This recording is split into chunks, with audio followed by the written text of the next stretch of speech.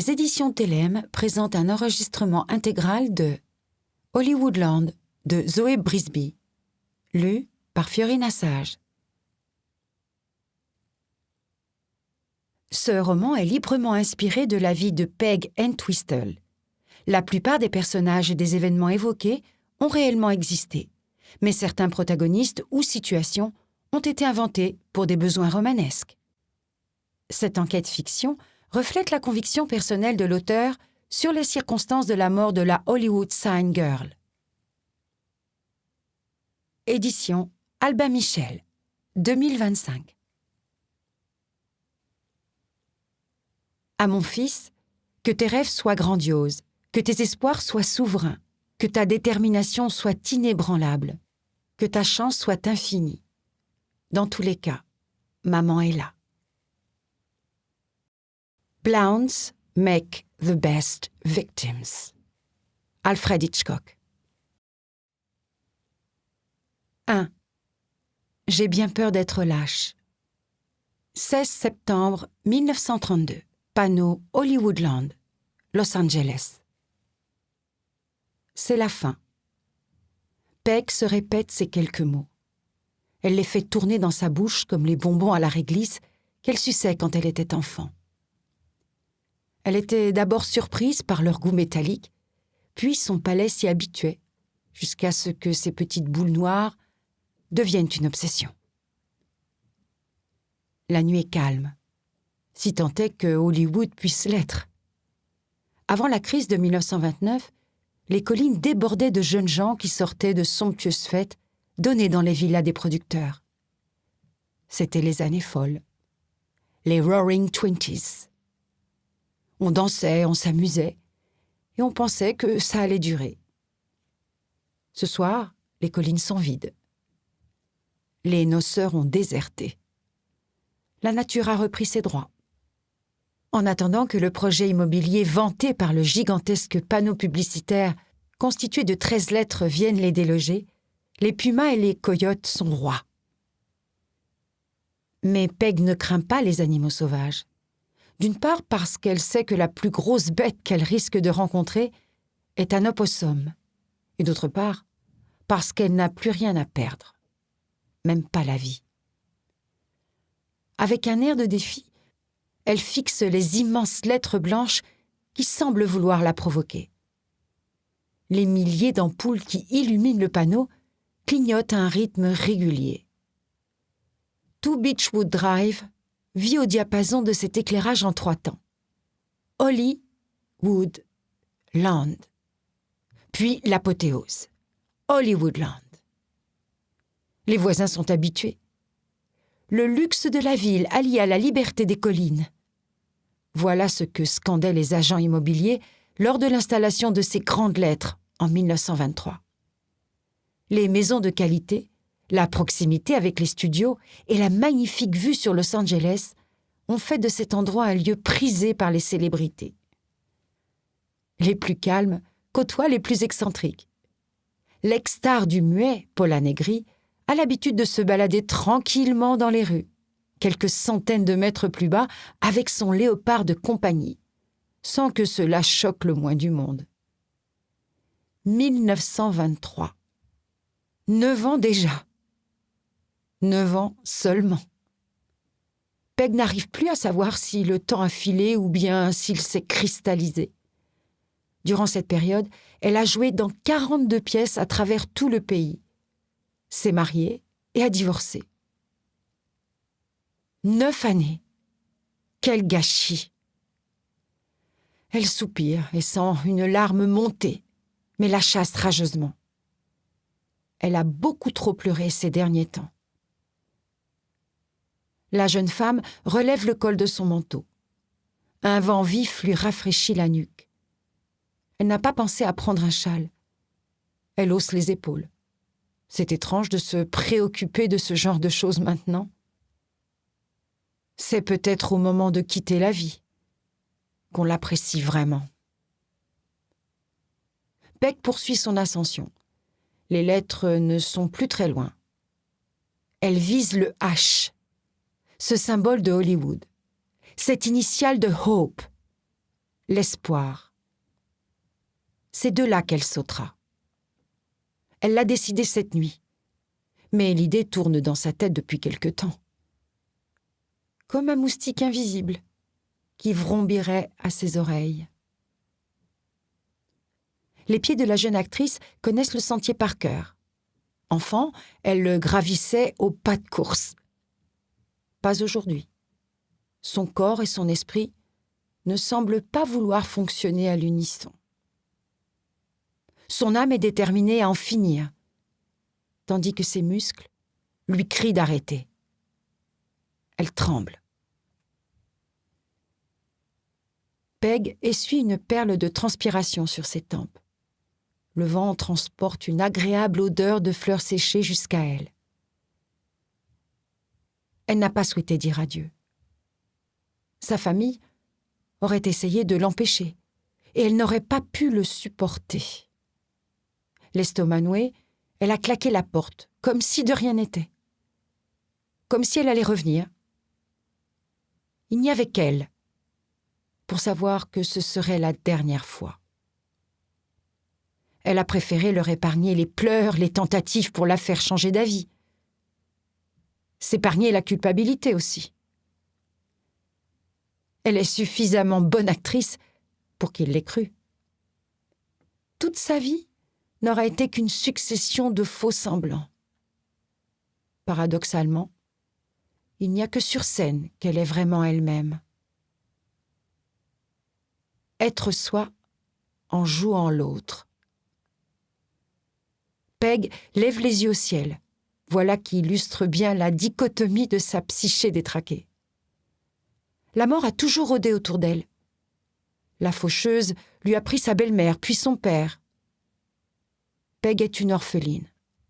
Pourtant, grâce à son oncle Charles et à sa tante Jane, elle a pu s'épanouir et devenir une belle jeune femme. Enfin, c'est ce qu'on lui dit. S'épanouir. Le mot revient souvent. Une terminologie botanique qui convient à Peg, car elle a le sentiment d'être une fleur des champs ballottée, violentée, arrachée par le vent. Sa vie est une lutte.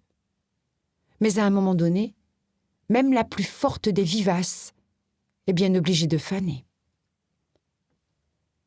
Ce soir, la mort réclame son dû. Peg a peur, même s'il est trop tard. La crainte est réservée à ceux qui ont encore des rêves et des espoirs.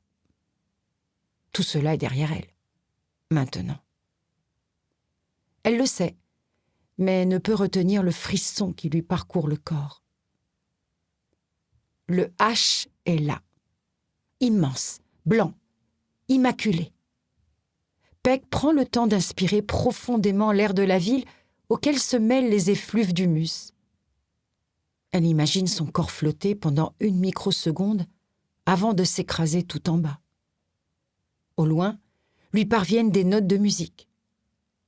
Quelque part, quelqu'un s'amuse. La jeune femme sort une feuille blanche et un stylo de son sac. Elle s'assied dans l'herbe et prend appui sur ses cuisses pour rédiger sa dernière lettre. Elle choisit chaque mot, mesure leur impact, tente d'expliquer, mais pas de justifier. Quelques larmes viennent s'échouer sur le papier. Peg a d'abord le réflexe de les essuyer, mais elle décide de ne rien faire. C'est un peu d'elle qu'elle laisse, comme un ultime baiser. J'ai bien peur d'être lâche. Je suis désolée pour tout. Si j'avais fait ça il y a longtemps, beaucoup de souffrances auraient été évitées. Dans un état second, elle enlève son manteau et le plie soigneusement avant de le déposer par terre. Elle hésite pour ses chaussures et décide finalement de les retirer. Elle sera plus à l'aise pour grimper. Les souliers viennent rejoindre le manteau et le sac à main qui contient la lettre. Ses pieds caressent le sol et cela fait du bien de se sentir connecté à la terre une dernière fois. des petits cailloux s'incrustent dans sa peau.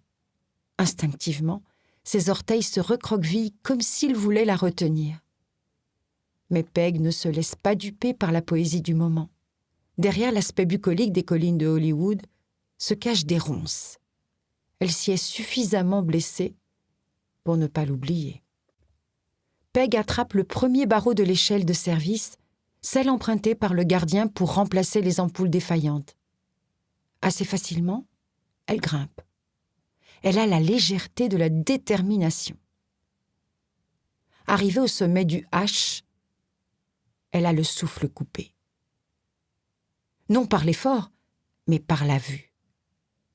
15 mètres de haut, et c'est toute une perspective qui s'offre à elle. Les lumières de Los Angeles forment une constellation. Peg se demande combien de rêveurs abritent la cité des anges. Combien d'apprentis acteurs et de starlettes en devenir s'endormiront ce soir en aspirant à des lendemains glorieux? Combien seront fracassés? Elle a la tête qui tourne. Trop de pensées se mélangent. Elle fixe l'horizon et laisse aller toute sa colère et sa tristesse en un cri, aussi déchirant que puissant. Les coyotes lui pardonneront certainement. Sa gorge pique, le tournis s'amplifie, ses yeux noyés de larmes ne voient plus clair.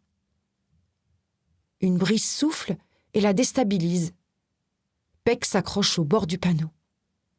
Elle donne le temps au battement de son cœur de se calmer. Regrettera-t-elle? Sera-t-elle regrettée? Une vague de souvenirs de ces derniers mois l'assaille. Elle suffoque. Il n'y a qu'un moyen pour se libérer. Hollywood Land. Elle ferme les yeux. L'heure n'est plus à la magie. L'actrice attend le baisser de rideau. Ses pieds avancent encore. Elle sent le vide qui l'appelle. Le néant qui la gobera bientôt. 2. On ne devient pas une star en s'appelant Maggie. 3 mois plus tôt. 15 juin 1932.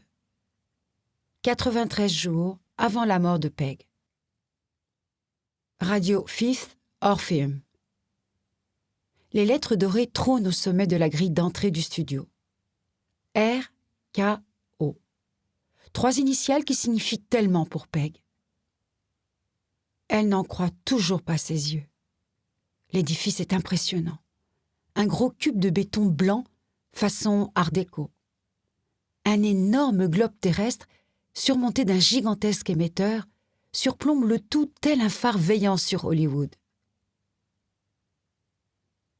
De grandes affiches de films décorent la façade. On y voit des couples s'embrassant fougueusement, des courses de chars romains et des bandits attaquant des diligences. Autant de monde à découvrir. Autant d'histoires dont Peg se verrait bien l'héroïne. Elle s'étonne de ne pas être venue dans ce quartier auparavant. Elle n'a jamais fréquenté les studios, bien qu'habitant tout près. Des années qu'elle vivait à New York ou parcourait la côte Est pour jouer dans des pièces. Son monde à elle se limitait au théâtre. Elle réalise à quel point elle pouvait avoir des œillères et se félicite d'avoir enfin pris le parti du cinéma. Quel plaisir de revenir à Hollywood! Il n'y a qu'une route à traverser. Pourtant, la jeune actrice prend le temps d'admirer et de profiter de l'instant. Elle veut se souvenir de cette entrée qui marquera son entrée dans le monde du 7e art. Tante Jane lui a spécialement confectionné une coquette robe bleue à fleurs. Peg se sert du rétroviseur d'une Ford A, garée sur le bas-côté, pour vérifier sa coiffure. Elle est particulièrement fière de sa belle frange crantée, tellement à la mode. Elle a dû dormir avec des épingles plantées stratégiquement sur son crâne, mais le jeu en vaut la chandelle. Ce n'est pas tous les jours qu'on est reçu dans un grand studio. Tandis que Peg rebouche son bâton de rouge à lèvres après une ultime vérification, elle se fait bousculer. « Désolée, j'étais distraite », s'excuse une jeune femme. Coiffée d'un chapeau cloche, La jolie brunette lui offre un large sourire avant de s'exclamer. « Fichtre! Je te connais! Nous sommes voisines! Quelle coïncidence! Meg, c'est ça? » « Peg. » La fille lui tend une main gantée de cuir de chevreau blanc. « Maggie. » Elle précise aussitôt. « Avec un Y. » Peg rit de la fougue de cette nouvelle venue. Il y a quelque chose de spontané et d'attachant chez elle. On comprend immédiatement qu'elle vient de la campagne, du Kentucky ou du Kansas peut-être. Cela se voit à son sourire franc, à ses joues roses qui respirent la santé et à l'utilisation d'une expression aussi datée que « fichtre ». Maggie l'attrape par le bras comme si elles étaient de vieilles amies. Peg se souvient en effet l'avoir croisée dans son immeuble. Les deux jeunes femmes ne se sont jamais parlé. Un bonjour de politesse, rien de plus. Maggie continue de babiller. « Tu comprends, c'est important de se distinguer. Le Y, c'est ce qui fait toute la différence. On ne devient pas une star en s'appelant simplement Maggie. » Elle observe Peg en se mordant la lèvre. « Peg, c'est le diminutif de Peggy ?» ?»« Non, j'ai choisi ce prénom quand j'avais 13 ans. Après avoir vu la pièce « Peg o' My Heart » en 1921. Le visage de Maggie s'illumine. « Bien sûr, avec Laurette Taylor. Quelle actrice !» Peg sent son cœur se gonfler de fierté. Elle a envie de l'épater en montrant l'étendue de son expérience. J'ai joué avec elle dans la pièce « Alice Sit by the Fire ». Les yeux de sa comparse s'agrandissent. « Incroyable! Quelle chance !» Peg ne peut s'empêcher de grimacer. Pas vraiment. Laurette est, certes, une actrice talentueuse, mais c'est surtout une alcoolique. La pièce a dû être interrompue en plein succès car elle arrivait complètement ivre au théâtre, au point d'être incapable de réciter son texte. Peg ne le dit pas, mais ce triste épisode a été une grande déception. Une de plus. Depuis son adolescence, elle adulait Laurette Taylor. Il est difficile de voir ses idoles déchues. L'arrêt de la pièce a également signifié une forte perte financière pour elle, grevant lourdement son budget. « Quel est ton vrai prénom ?» demande Maggie. « Millicent Lillian, mais ma famille m'appelle Babs. »« Pourquoi ? » ?»« Aucune idée. » Maggie scrute Peg, les sourcils froncés. « Tu as bien une tête de Peg. » Les deux jeunes femmes rient. « Tu auditionnes aussi pour RKO ?» Peg acquiesce. Elle se réjouit de trouver une autre actrice avec qui elle pourra parler de techniques de jeu ou de mise en scène. Sa réflexion est interrompue par l'entrain de sa voisine. « Je suis si contente de devenir une starlette !» Peg cesse brusquement de marcher. « Une quoi ? Ils ne t'ont pas expliqué ? Nous ferons partie d'un tout nouveau groupe de jeunes et jolies actrices qui seront l'image de RKO. En attendant d'être appelés pour un film, nous répondrons à des interviews, ferons des photos, tout un tas d'activités pour promouvoir le studio. » Maggie lève un doigt sérieux. « Mais attention, il faut que nous passions le test ce matin. Rien n'est fait. Il paraît que la sélection est vraiment très difficile. » Elle traverse la route. Peg est décontenancée par cette histoire de starlette. Il n'en a jamais été question dans ses échanges avec les producteurs. Elle est actrice, pas mannequin. Elle a déjà une solide expérience derrière elle. Des succès à Broadway, un tour de la côte Est avec le Boston Repertory durant lequel elle a joué des pièces dramatiques de Georges Bernard Shaw ou de Ibsen. Maggie doit certainement se tromper. Les deux femmes fendent une foule compacte pour rejoindre la grille d'entrée, gardée par un vigile. Peg s'étonne de cette affluence. Pourquoi y a-t-il autant de monde ? Qui sont ces personnes ? Des figurants, explique Maggie. Enfin, des aspirants figurants. Ils viennent tous les matins en espérant être retenus pour une scène. Ça leur permet de se payer à manger pour la journée.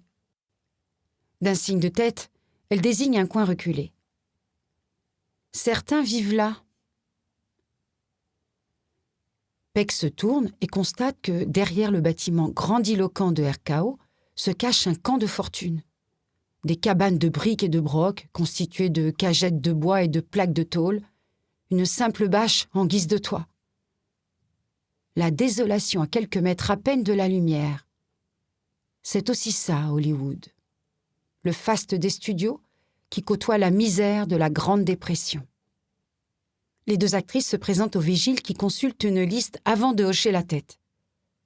La grille s'ouvre lentement, dévoilant une grande allée bordée de décors. D'un côté, une ville du Far West et son saloon. De l'autre, une réplique de bourgade côtière, au loin, une pyramide égyptienne. Peg ne peut s'empêcher de regarder partout à mesure qu'elle avance pour rejoindre les locaux administratifs. En chemin, elle croise un livreur pressé qui porte une lourde caméra, une couturière chargée de costumes, un acteur en smoking qui fume une cigarette en répétant son texte. Peg inspire profondément. Il y a de la magie dans l'air. Elle serre le bras de Maggie comme pour se convaincre que tout ceci est bien réel. Le rêve peut commencer. 3. Cary Grant fait tourner bien des têtes. 21 juin 1932. 82 jours avant la mort de Peg. Jane et Charles Entwistle apprécient leur routine du matin. Autour d'une tasse de café fumant, ils se partagent le Los Angeles Examiner. Les pages culture et théâtre pour madame, les colonnes économiques et l'actualité pour monsieur. Tous les deux savent pertinemment que Charles n'est pas plus intéressé que Jane par l'économie mondiale ou la rubrique des faits divers. Mais il laisse à son épouse la primeur des dernières mondanités. Charles est manager de théâtre.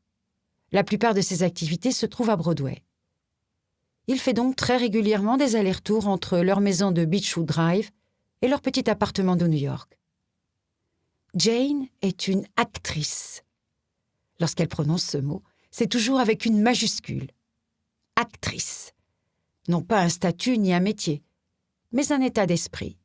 Elle a les pieds sur terre et la tête dans les étoiles.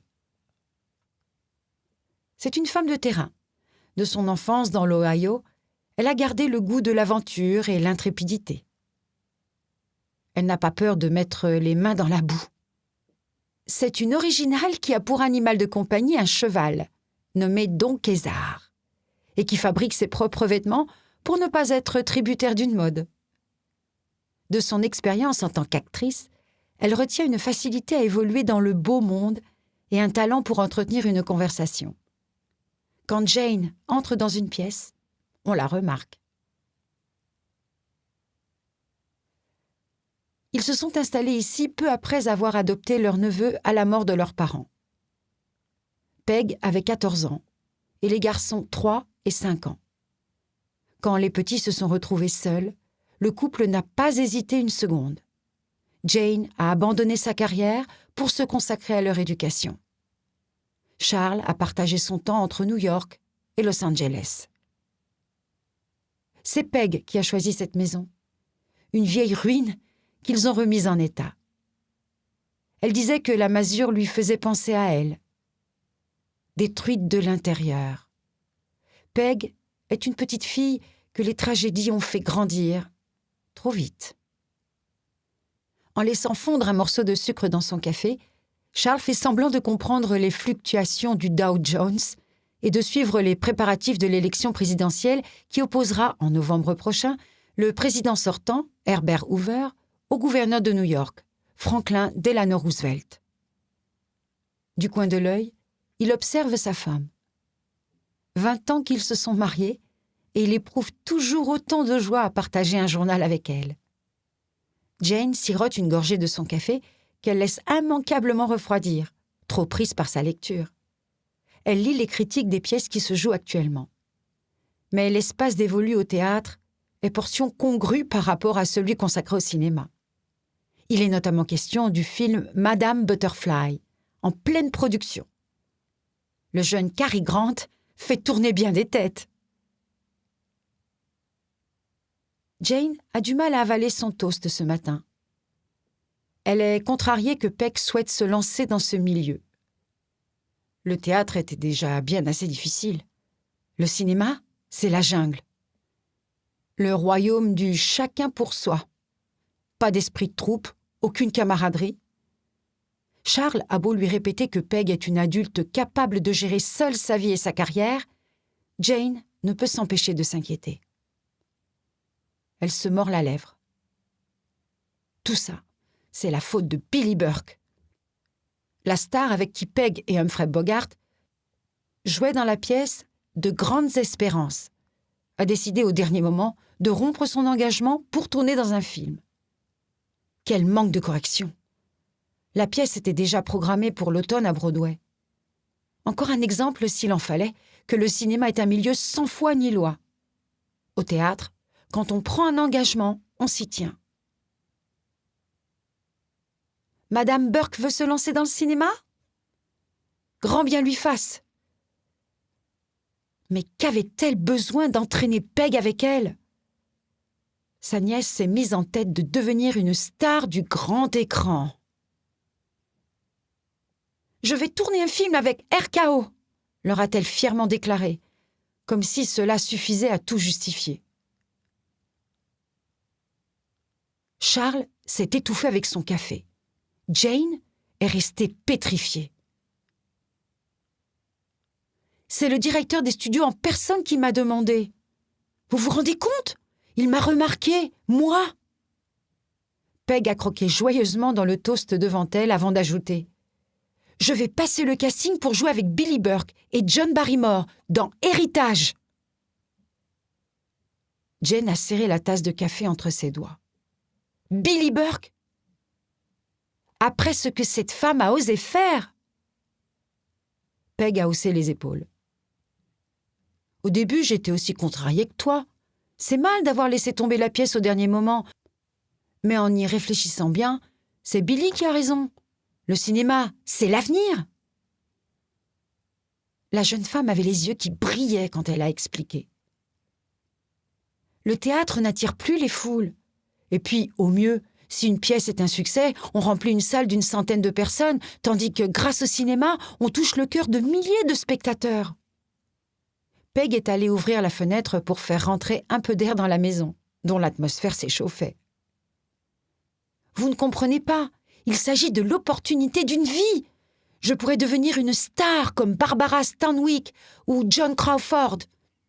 Fini les salles à moitié vides, fini les flops, fini les critiques assassines. Je pourrais briller sur les tapis rouges, voir mon nom inscrit en grosses lettres sur les devantures de cinéma. » Jane ajoute un peu de confiture pour tromper son estomac retourné. Elle tente de se raisonner. Le directeur artistique du film Héritage, George Cukor, est un homme talentueux et influent, qui a le pouvoir de créer les stars de demain. Les studios RKO sont en pleine émergence et font la pluie et le beau temps à Hollywood. Au même titre que la MGM, la Paramount ou les frères Warner. Jane et Charles ont lu l'enthousiasme sur le visage de leur nièce. Ils connaissent sa détermination. Peg est une travailleuse acharnée. Elle n'a jamais compté ses heures. Depuis toute petite, elle veut devenir une grande actrice. C'est une conviction qui l'habite. Peut-être même la seule dans son monde chahuté.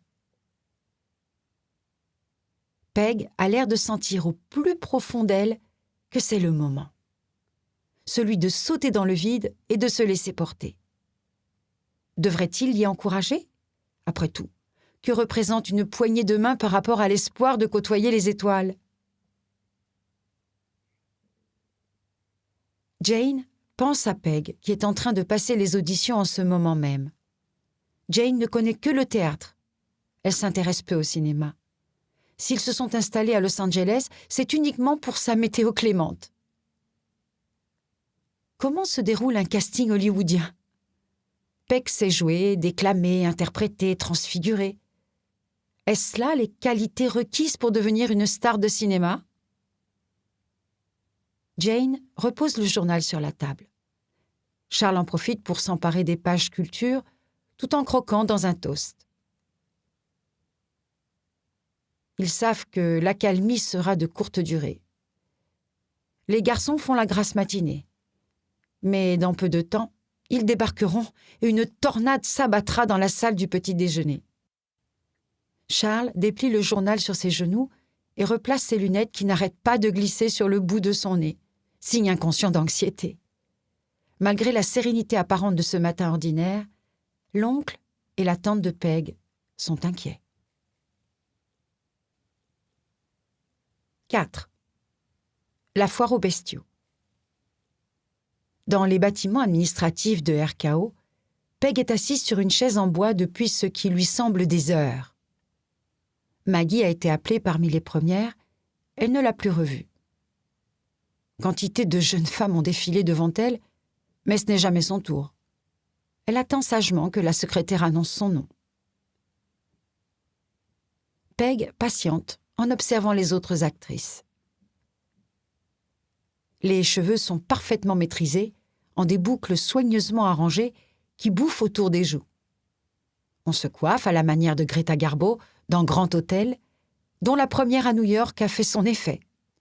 Pour les yeux, on se maquille comme Jean Harlow dans L'ennemi public, de longs cils noirs étirés à l'infini. Il règne une effervescence contagieuse. Le bruit des talons qui martèlent le sol se mêle à celui des touches des machines à écrire et des conversations. Les secrétaires, aux ongles parfaitement laqués, évoluent avec grâce au milieu de tout ce brouhaha. De temps à autre, un homme sort d'une pièce dont on ne devine rien. Il a un cigare flanqué au coin de la bouche qui menace perpétuellement de tomber. Il scrute les filles, puis murmure quelques mots à sa secrétaire qui hoche la tête et convoque la suivante. Peg sent l'angoisse monter à mesure qu'elle voit le nombre d'aspirantes se réduire. Certaines sortent le sourire aux lèvres, d'autres les yeux humides, voire carrément en larmes. La dure loi du casting. L'actrice a de la peine pour ces jeunes ingénus qui découvrent la cruauté du monde de l'image. Peg a de l'expérience en la matière. Elle n'en est pas à son premier essai. Pourtant, elle sent qu'ici c'est différent, peut-être même encore plus difficile qu'au théâtre. Elle rajuste un pan de sa veste marine qui fait ressortir le bleu de ses yeux. La mode est à la robe midi qui descend pile à la bonne longueur entre le genou et le mollet. Une jolie ceinture en cuir brun marque sa taille. Peg l'a serrée d'un cran supplémentaire pour s'affiner un peu, mais elle le regrette à présent, assise depuis un long moment, avec la boucle qui lui rentre dans l'estomac. Elle se sent nauséeuse. Elle n'a rien mangé ce matin. Impossible, un jour de casting. Depuis son divorce, Peg a beaucoup maigri. On ne se sépare pas d'un homme violent sans perdre quelque chose de soi. Mais sa silhouette fluette n'est pas pour lui déplaire. Cela la rajeunit même. De quoi séduire un producteur pour le rôle d'une jeune fille bien sage.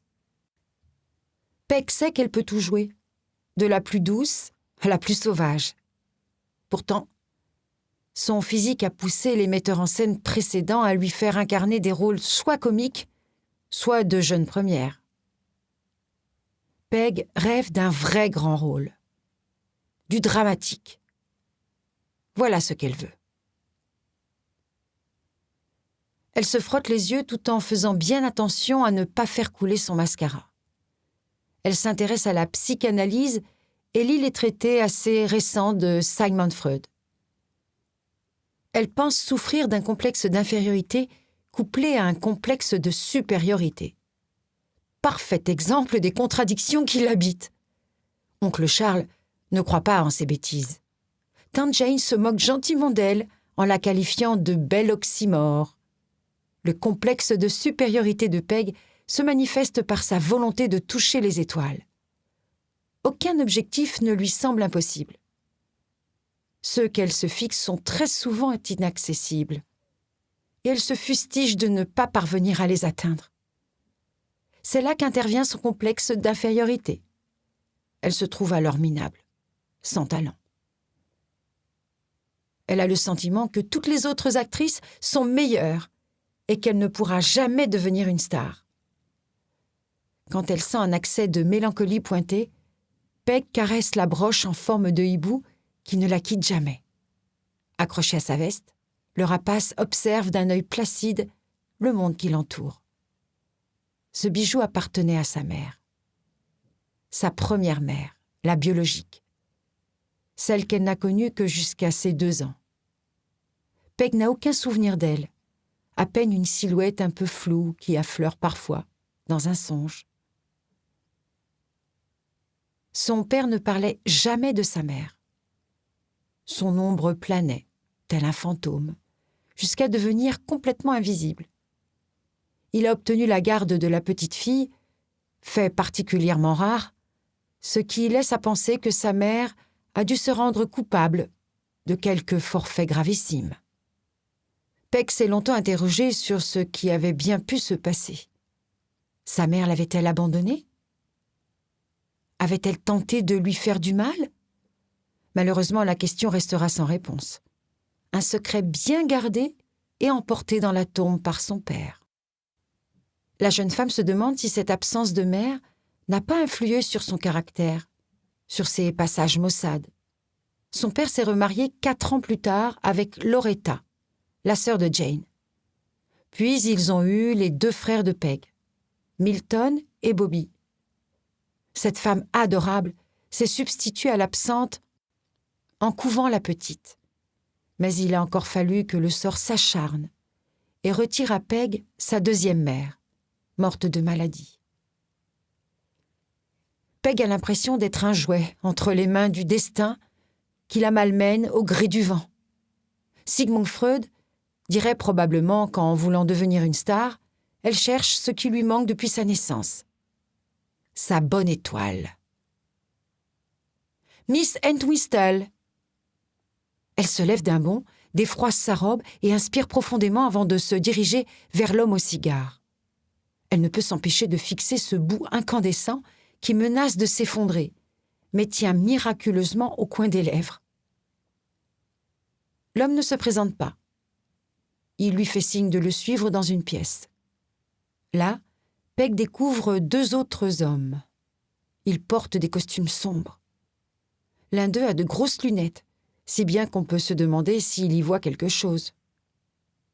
« Enlevez vos chaussures », commande le cigare. « Pardon ?» Il désigne un pèse-personne. « À moins que vous ne vouliez qu'elle compte dans le poids total, cela ne jouera pas en votre faveur. » L'inconnu aux lunettes ricane en la reluquant. « Vous êtes autorisé à retirer votre manteau et certains habits.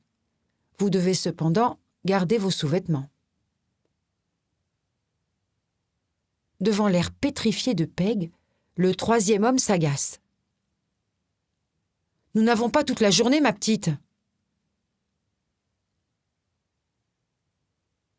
Puisqu'ils ont manifestement affaire à une mijaurée ou à une demeurée, ils décident de faire appel à la secrétaire.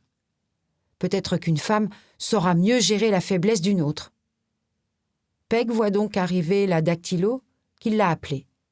« Qu'est-ce que vous attendez ? Vous vous croyez seul ? Il y en a d'autres après vous. » Puis elle désigne les hommes qui la regardent, goguenards. « Ces messieurs ont beaucoup plus important à faire que d'attendre après une fille qui fait son intéressante. » Peg décide de coopérer. Elle n'a jamais passé de casting de la sorte, mais après tout, c'est le cinéma. Elle ne connaît rien à ses us et coutumes. Au fond d'elle, la jeune femme craint de s'être trompée. Peut-être, finalement, aurait-elle dû accepter de jouer la pièce à Broadway. Les réserves de Jane et de Charles lui reviennent à l'esprit. Peg secoue la tête. Elle ne veut pas avoir fait tout ça pour rien. Abandonner et les décevoir serait la pire des punitions. Et puis, Qu'y a-t-il de mal à ce que ces hommes connaissent son poids? Elle n'a rien à cacher. Elle se rassure en se disant que le cinéma est un monde à part dont elle doit simplement apprendre les règles. Elle retire donc ses chaussures, mais garde ses vêtements avant de monter sur la balance. Les 3 hommes soupirent et lui adressent un maigre sourire pour la féliciter de sa docilité. Elle ne regarde pas les chiffres indiqués, mais ils semblent convenir, car la secrétaire hoche la tête en inscrivant le poids sur un bloc-notes. L'un d'eux montre une toise. « Maintenant, mettez-vous contre le mur. » Machinalement, Peg se réchausse. « Pas de triche !» la gronde la secrétaire en la prenant par le bras, comme une enfant récalcitrante. Elle plaque Peg contre le mur et ajuste la toise avant de noter le résultat au crayon sur sa fiche. « Yeux ?»« Bleu », répond Peg en se dégageant. « Cheveux ?»« Blond. »« Souriez ?» Comme Peg ne s'exécute pas, le cigare explique. « Nous devons voir vos dents. Souriez. »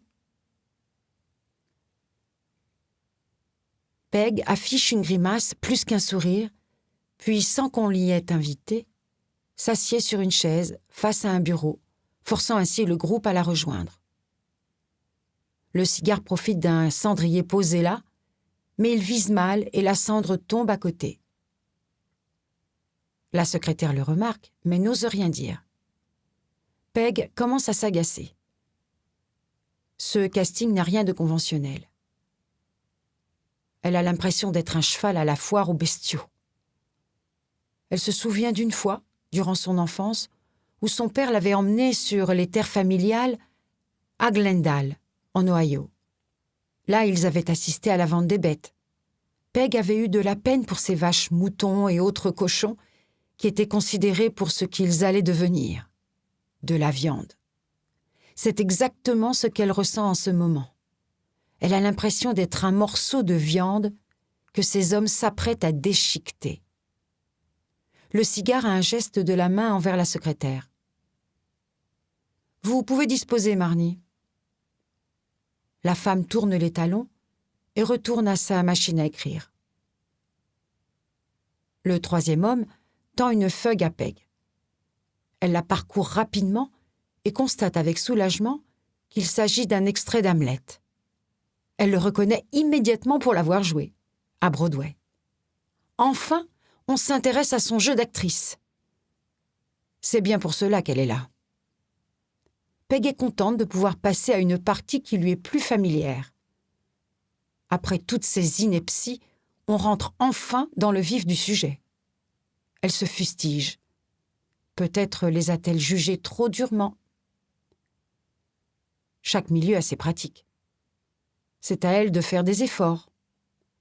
Elle se tient bien droite sur son siège, prête à déclamer. « Caméra !» intervient l'homme aux lunettes. Le 3e va dans un coin de la pièce pour chercher un chariot sur lequel est rangée une caméra. Il la place à quelques centimètres à peine du visage de Peg. Il procède à quelques réglages, puis fronce les sourcils. « Marnie !» La secrétaire pointe le bout de son nez sur lequel reposent des lunettes noires à forme papillon qui lui donnent un air encore plus sévère. « Monsieur ? Démaquillage !» La femme jette un coup d'œil désapprobateur à Peg. Elle retourne à son bureau et revient avec une petite trousse. Elle sort rapidement un mouchoir qu'elle enduit de lait démaquillant. Elle s'avance vers Peg, qui s'en empare avant que l'autre n'ait l'occasion de l'effleurer. Les 2 femmes s'affrontent du regard pendant un moment. La dactylo finit par renoncer et laisse Peg le passer elle-même sur sa peau. « Cheveux !» complète le cigare. La secrétaire sort alors de la trousse une brosse dont les picots en bois n'augurent rien de bon pour la belle coiffure crantée de Peg.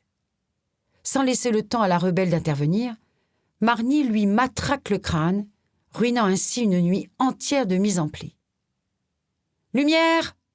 réclame l'homme à lunettes, tandis que le 3e vraisemblablement préposé à la technique, allume un projecteur qui inonde la pièce d'une lumière crue. Tous les regards se tournent vers la jeune actrice qui serre fort la feuille entre ses mains tremblantes. Les 3 hommes, tels les parcs, l'observent attentivement. Ils sont les maîtres de sa destinée. Peg se retrouve face caméra, sans maquillage ni coiffure. Ne lui reste plus qu'Hamlet. 5. Si l'enfer existe, il se trouve en Oklahoma. Joe est réveillé par les premiers rayons du soleil. Il n'a pourtant pas l'impression d'avoir dormi. Les grains de poussière dansent dans la lumière qui filtre à travers les planches. Et cela pourrait presque être joli. Il lève la main pour les atteindre, comme s'il était possible de capturer du vide. Son dos lui fait mal. Dormir sur une simple paillasse laisse des traces. Il est fourbu et fatigué. Depuis qu'il est arrivé ici, il y a une semaine, Joe n'a pas fermé l'œil. Il est toujours sur ses gardes. On ne sait jamais d'où peut surgir le danger. Il n'est pas rare de voir un homme qui n'a rien essayé de voler le peu que possède un autre. Le dénuement entraîne le désespoir. Et le désespoir mène à la violence. Comme beaucoup, il a marché pendant plus d'1 mois pour venir. La Californie, terre d'exil autant que paradis idéalisé. Les rumeurs disaient qu'ici, il pourrait trouver du travail. Des champs fertiles où poussent des fruits juteux et des légumes nourrissants. Ses chaussures sont usées jusqu'à la corde. Ses maigres affaires tiennent dans un simple baluchon. 2 chemises, un pantalon reprisé, une paire de chaussettes, un chapeau troué. La Grande Dépression ne semble pas prête à lâcher sa proie. Telle un molosse, elle s'acharne sur les populations démunies, les mordant au plus profond de leur chair. Les disparités sociales s'aggravent alors même que les États-Unis deviennent la première puissance mondiale. Les inégalités se font plus importantes, plus visibles, plus insupportables. Joe retient un juron. Le président Hoover est un partisan convaincu de la non-intervention en matière économique. 12 millions de chômeurs recensés en 1932. Le candidat Roosevelt promet un État-providence. Les élections, dans quelques mois, devraient être décisives. D'ordinaire, Joe ne s'intéresse pas à la politique. Dans sa campagne, il est loin des débats de Washington. Mais la situation désespérée le force à prendre très au sérieux le futur de son pays. Il se lève en faisant craquer les os de sa nuque. Il fait la moue en pensant à la phrase de Hoover. Prosperity is just around the corner. La prospérité est juste au coin de la rue. Mais laquelle? Il a eu beau chercher. Joe n'a trouvé aucune richesse nulle part.